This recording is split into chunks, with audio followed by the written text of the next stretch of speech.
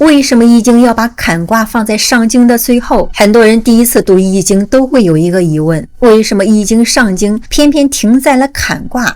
乾代表天，象征刚健不息；坤代表地，象征厚德载物；太卦代表天地交而万物通，是人人向往的顺境。如果按照一般人的理解，人生修到最后不应该越来越顺吗？可易经的答案却完全相反，它没有把终点放在顺，而是放在了险。这恰恰说明易经讲的不是童话，而是真实的人生。古人造坎字本意就是地是低陷，是沟壑，是缺口，是水流汇聚的地方，后来引申为险阻、困境、灾难。但如果你仔细观察，就会发现一个有趣的现象，世界上所有的江河湖海都离不开坎，没有山谷就没有溪流，没有河道就没有长江，没有海沟就没有大海。也就是说，坎不是自然的错误，而是自然运行的一部分。人生也是如此，我们总以为所有的不顺都是意外，事实上坎才是人生真正的常态。回头看看易经上经的过程，你会发现它几乎就是一个人成长的缩影。从宋卦开始，人学会面对争执，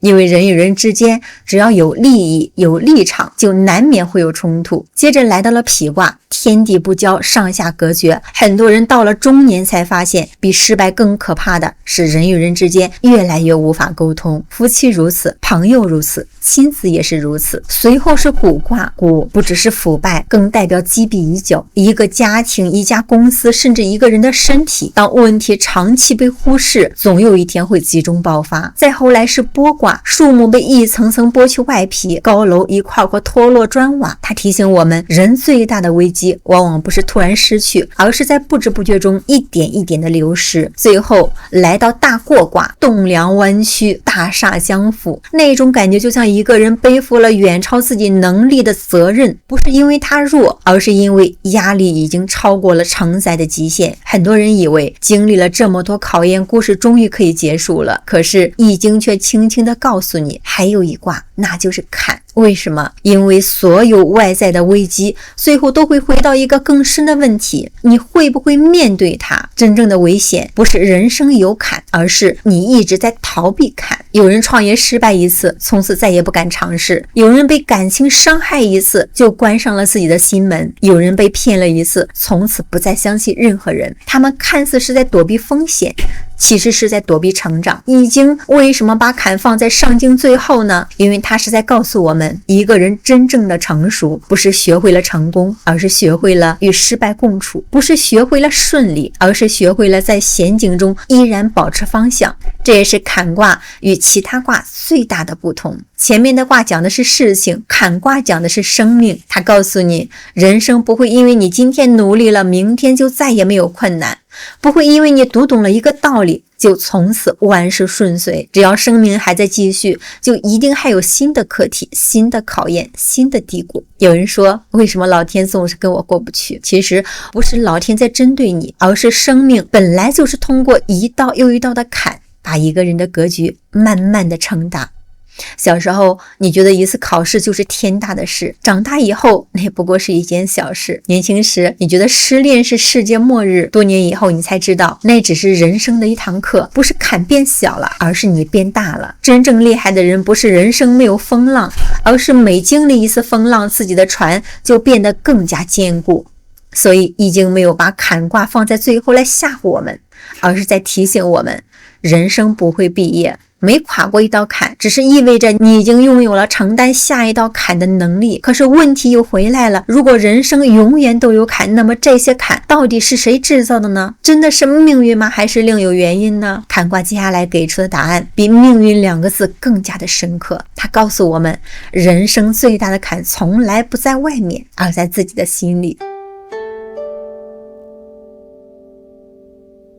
真正的坎不是命，而是我执。如果你仔细观察身边的人，就会发现一个奇怪的现象，有的人一辈子总是在重复同一种失败，谈了3次恋爱，最后都因为同一个原因分开了；换了4、5份工作，每次都觉得是老板的问题；创业失败1次说市场不好，创业失败2次说政策不好，创业失败3次又开始埋怨命运不好。表面上看他们经历的是不同的事情，可实际上他们掉进的是同一个坑。易经把这种坑叫做坎，而道家、佛家则给了它另一个名字我执。什么叫我执？简单来说就是太相信自己的认知，太执着自己的立场，太维护心中的那个我了。老子说，自见者不明，自视者不彰，自伐者无功，自矜者不长。一个人最大的局限不是没有能力，而是认为自己已经看见了全部。我们为什么会痛苦？很多时候不是因为事情本身，而是因为事情没有按照我们期待的方式发生。你希望别人理解你，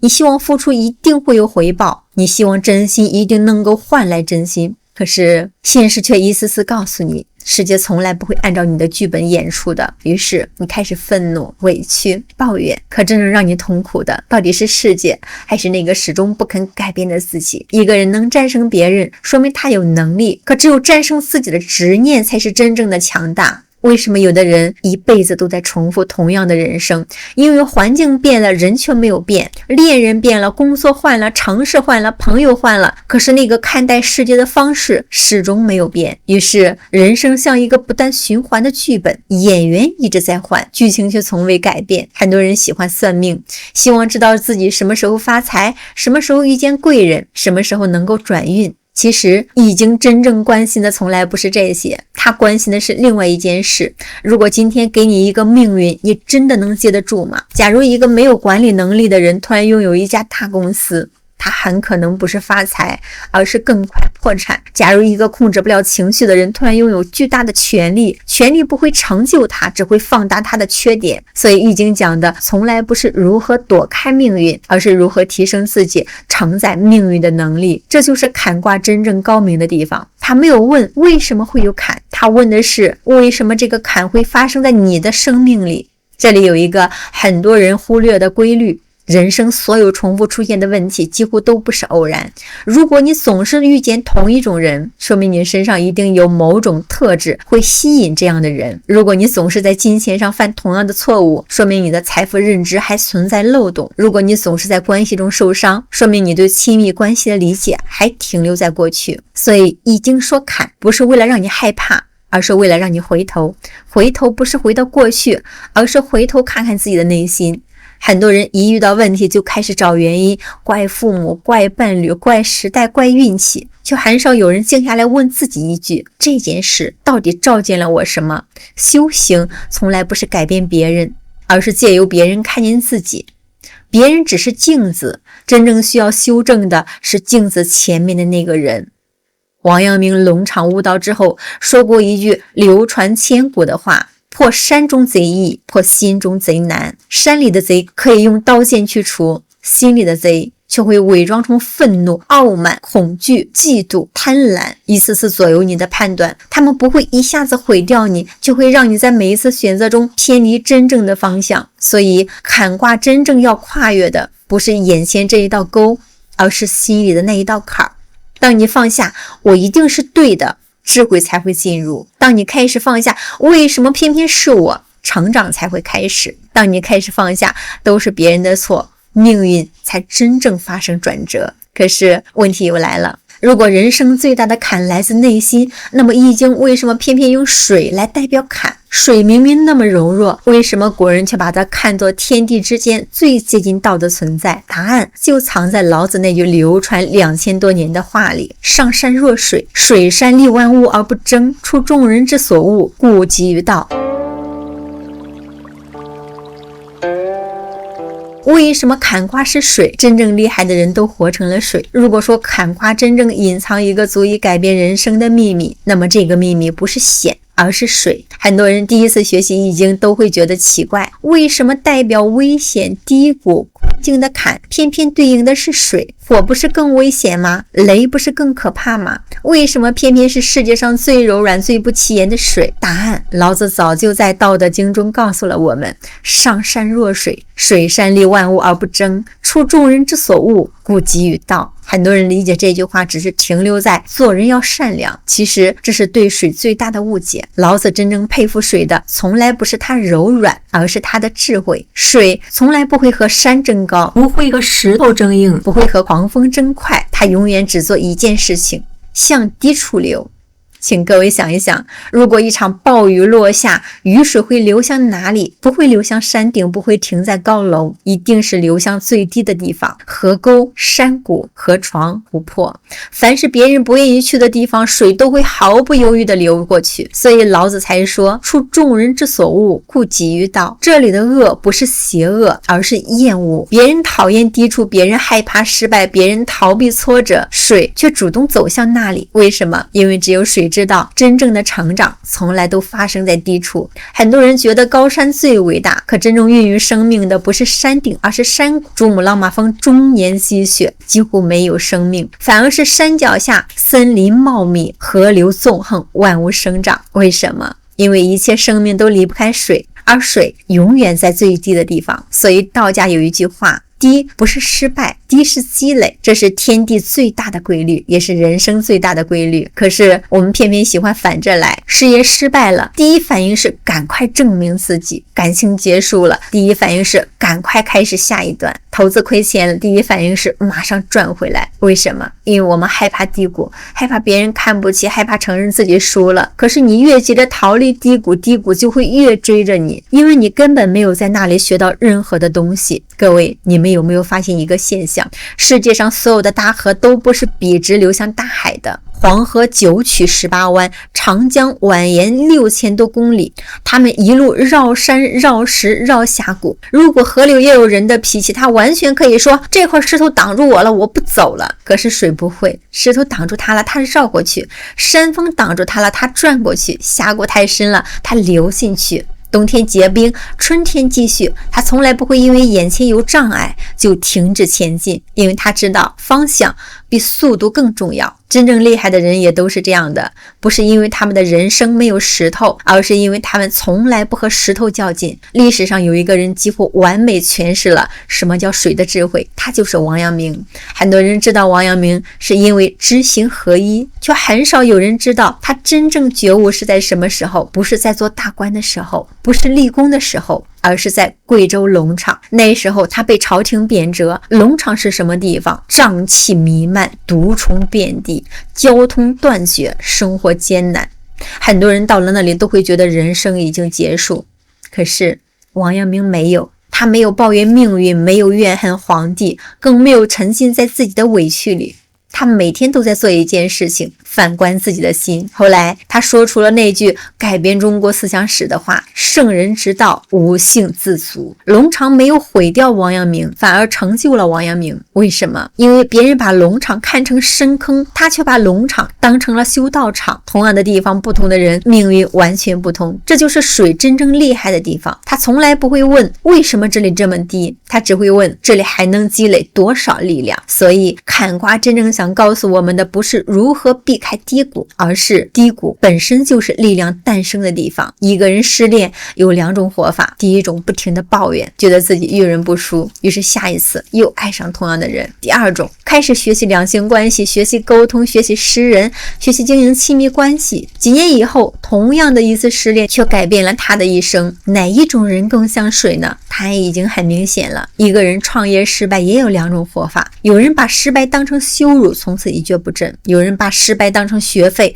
重新学习管理、财务、市场、团队。几年以后，别人看到的是他的成功，却不知道那些成功都是在失败的河床里一点一点的积累起来的。各位，这就是水。水从来不会浪费任何一次的跌落，因为每一次的跌落都让它离大海更进一步。所以道德经为什么说天下莫柔弱于水，而攻坚强者莫之能胜。真正战胜世界的不是刚强，而是持续；不是锋利，而是包容；不是一次爆发，而是无数次跌倒之后依然向前流。人生也是如此，真正厉害的人不是从未跌倒，而是每一次跌倒都能从低谷里带走一样东西。有人带走智慧，有人带走格局，有人带走耐心，有人带走慈悲。久而久之，你会发现他们经历的每一次坎都没有白费，因为他们像水一样，把每一道沟壑都变成了汇聚自己的河床。可是坎卦的智慧还远远没有结束，因为还有一个更深的问题：为什么同样经历低谷，有的人越来越强，有的人却越来越痛苦？答案就在于每一次坎其实都在暴露我们一个平时看不见的东西，那就是认知的漏洞。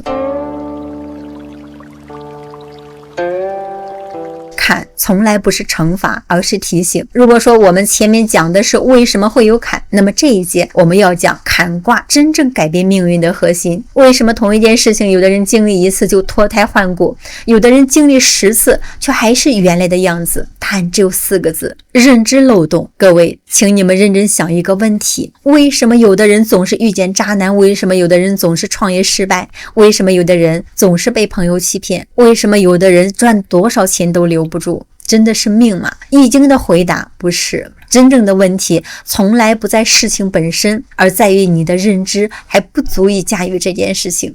坎卦最伟大的地方就是它把人生所有的苦难都重新定义了一遍。它告诉我们，坎不是灾难，坎是提醒。它像什么？像汽车仪表盘上的故障灯，故障灯亮了不代表车坏了，它只是告诉你这里该修了。真正危险的不是故障灯亮，而是你把胶布贴上去，假装它存在。很多人对待人生就是这样，婚姻出了问题不沟通只冷战，身体出了问题不调整只吃药，事业出了问题不学习只抱怨。于是那个小小的漏洞越来越大，最后不是一件事情出了问题，而是整个人生开始漏水。道德经里有一句很多人容易忽略的话：图难与其易，为大与其细。什么意思呢？处理困难要在它还容易修改的时候，解决大问题要从最细微的地方开始。为什么？因为所有的大坎都是一个小漏洞慢慢的发展出来的。没有人是一夜之间破产的，没有一段婚姻是一天之内结束的，没有一个人的身体是突然垮掉的，所有的结果都有漫长的积累。所以易经里真正高明的地方不是预测未来，而是帮助你提前看见漏洞。举一个最现实的例子，一个年轻人失恋了，他痛苦万分，每天都在想为什么他会离开我。于是他开始责怪对方，责怪第三者，责怪缘分，甚至开始怀疑爱情。1年之后他遇见了另外一个人，结果呢，同样的问题又发生了。为什么？因为第一次失恋他修复的是情绪，没有修复认知。真正应该问的不是他为什么离开我，而是为什么我会选择这样的人？为什么我不会表达？为什么我不会沟通？为什么我总是在关系里失去边界？为什么我把依赖当成了爱？当这些问题开始被看见，失恋就不再只是失恋了，它变成了一堂价值100万的人生课程。这就是坎卦所说的填坎。同样，创业也是如此。很多人第一次创业失败会说市场不好，环境不好，资本不好。可是一个真正成长的人会开始复盘，是不是自己的产品没有竞争力呀？是不是现金流管理出了什么问题？是不是团队搭建太早了？是不是自己只会做事不会经营？你会发现失败开始变成了老师，而不是敌人。易经为什么说习坎？很多人把习理解成学习，其实古人的习还有一个意思，反复。小鸟为什么叫学习飞翔？因为它每天都在反复的练习。坎卦为什么叫习坎？因为人生不会只有一次坎，而是一次又一次，直到你真正学会为止。这一点非常像学习里的考试，老师不会因为你不会就取消考试，相反不会就重考。人生也是如此，这一次没有学会宽容，下一次还会遇见让你愤怒的人。这一世没有学会放下，下一次还会遇见让你执着的事。你逃避什么，生命就会不断把什么送到你的面前，不是惩罚，而是教育。佛家有一句话，境随心转，很多人理解错了，不是你想什么世界就变成什么，而是你的认知决定了你会看见什么。同样一场暴雨，农夫看见的是丰收，游客看见的是扫兴，诗人看见的是灵感，商人看见的是商机。雨没有变，变的是人。坎卦真正要修的从来不是外面的世界，而是里边那个看世界的人。一个向外寻找原因的人，一生都在等待机会；一个向内寻找原因的人，一生都在创造机会。这就是认知的差距，也是命运的差距。所以真正读懂坎卦以后，你会发现一个惊人的规律，人生所有的困境其实都不是来毁掉你的，他们像一面镜子，照见你看不见的地方。有的人看见了自己的傲慢，有的人看见了自己的贪婪，有的人看见了自己的恐惧，有的人看见了自己的无知。每修补一个漏洞，人生就少了一个坎；每提升一次认知，命运就打开了一扇门。直到有一天你终于明白，人生最大的成长不是跨过去多少坎，而是借着每一次坎成为了一个全新的自己。可是坎卦最精彩的地方还没有真正展开，因为它最后留给我们的不是一种方法，而是卦辞里面的3个字却足以改变一生命运的话，为心亨。为什么坎卦里没有说为智亨、为术亨、为财亨，而偏偏说为心亨？这里才是整个坎卦也是易经最接近道的地方。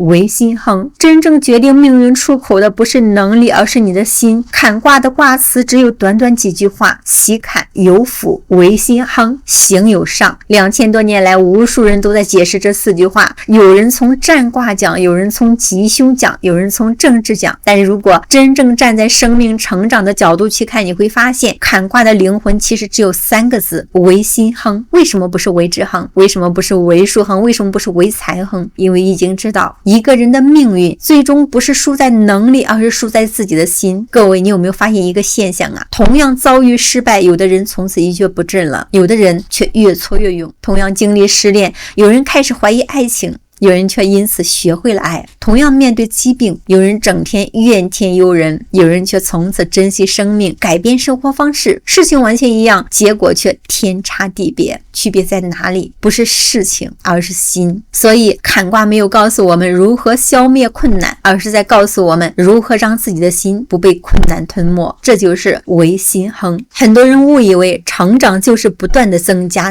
财富，增加能力，增加资源，增加人脉。可是道家却告诉我们，真正的成长很多时候是不断减少傲慢，减少执着，减少恐惧，减少抱怨，减少那个时时刻刻都想证明自己的我。道德经说，为学日益，为道日损，损之又损，以至于无为。学习知识是每天增加，修道却是每天减少。减少什么呢？减少那些阻碍你看见真相的东西。很多人觉得命运没有眷顾自己，其实不是命运没有给机会，而是自己的心装满了偏见、怨恨、焦虑和执念，再也装不下新的智慧了。所以道家修行第一步从来不是求，而是空。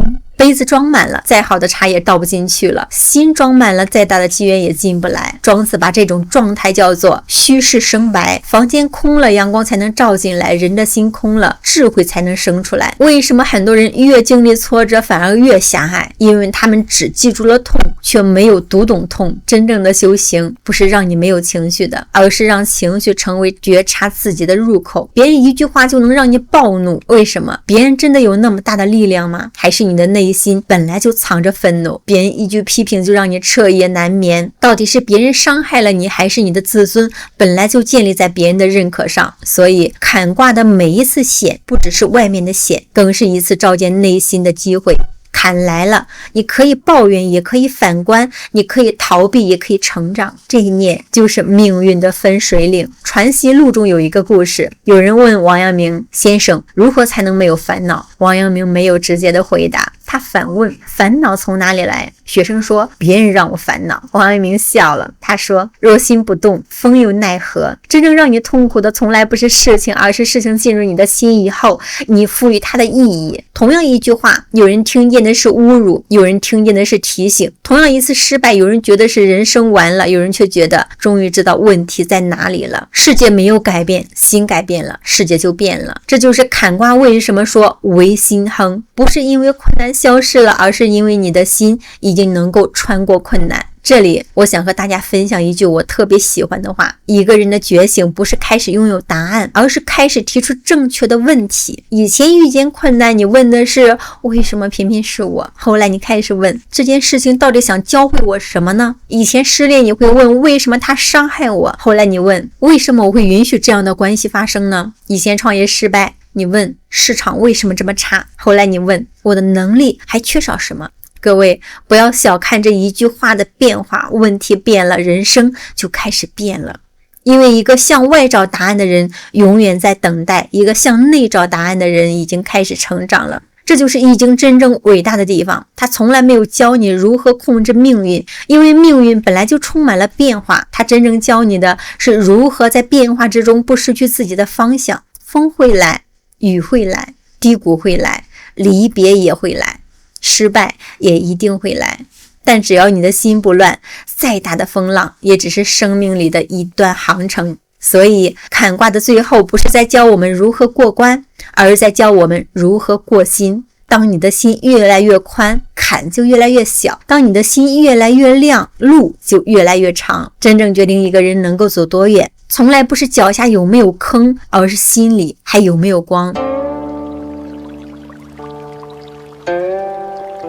读懂坎卦，你会开始感谢生命中所有的坎。真正的修行不是躲开人生，而是完成自己。如果说乾卦告诉我们的是天道，坤卦告诉我们的是地道，那么坎卦告诉我们的就是人道。因为天地不会成长，只有人会成长，而成长从来不是一条平坦的路。易经为什么会把坎卦放在上经的最后？直到这里，我们终于能够回答这个问题了。因为上经讲的是天地万物的运行规律，而坎卦则是在告诉每一个人，你真正要面对的不是世界，而是自己。年轻的时候，我们总觉得命运是在和自己作对，失恋了怪对方，失败了怪时代，贫穷了怪出身，受委屈了怪别人不理解。可是当一个人真正经历了足够多的人生以后，他会慢慢发现一个规律，生命从来没有针对过任何人，他只是不断的把你还没有学会的课程再教一遍。你不会表达，生命就安排一段关系让你学会沟通，你控制欲太强；生命就安排一次失去让你学会放手，你太傲慢；生命就安排一次失败让你学会谦卑，你太依赖别人；生命就安排一次孤独让你学会独立。这不是惩罚，这是教育。易经从来不相信偶然，每一个来到你生命里的坎都有它存在的意义，因为每一道坎都对应着一个你还没有补上的认知漏洞。所以坎卦真正想告诉我们的第一件事情就是，不要问人生为什么这么难，应该问这件事情准备把我带向哪里。这一问，境界就完全不同了。我曾经读庄子的时候，对一句话印象特别深，人皆知有用之用，而莫知无用之用。大多数人只看见眼前发生了什么，真正有智慧的人会去看这件事情10年以后会变成什么。很多人感谢自己的成功，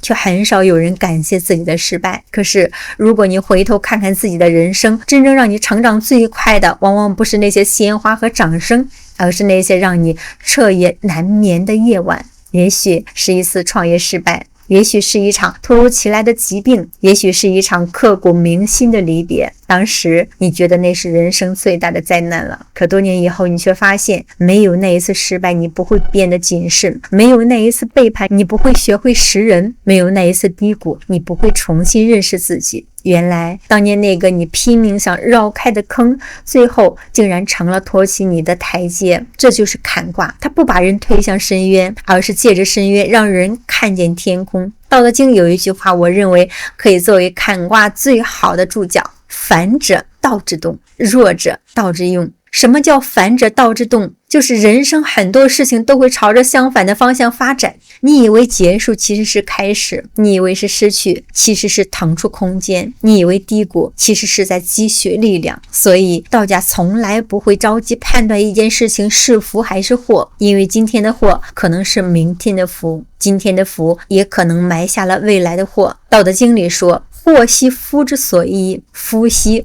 祸之所伏。人生真正厉害的人，从来不是因为他们运气好，而是因为他们拥有一种能力，把祸活成福。这就是坎卦最深的智慧。各位，你们有没有发现，世界上所有的大树都曾经是一粒种子，世界上所有的大海都曾是一滴水，世界上所有的大人物都曾经历过别人无法理解的低谷。低谷不是终点，它只是生命向下扎根。人生也是一样的，很多坎你以为毫无意义，其实他们都在替你扎根，只是你暂时还看不见。所以一个真正读懂坎卦的人，他不会再轻易抱怨命运，因为他知道生命不会无缘无故的夺走一样东西，也不会无缘无故的给予一样东西。得到需要承载，失去也需要成长。人生所有发生的一切都是在帮助你成为更完整的人。于是他开始像水一样生活，遇山不争，遇石不撞，遇谷不惧。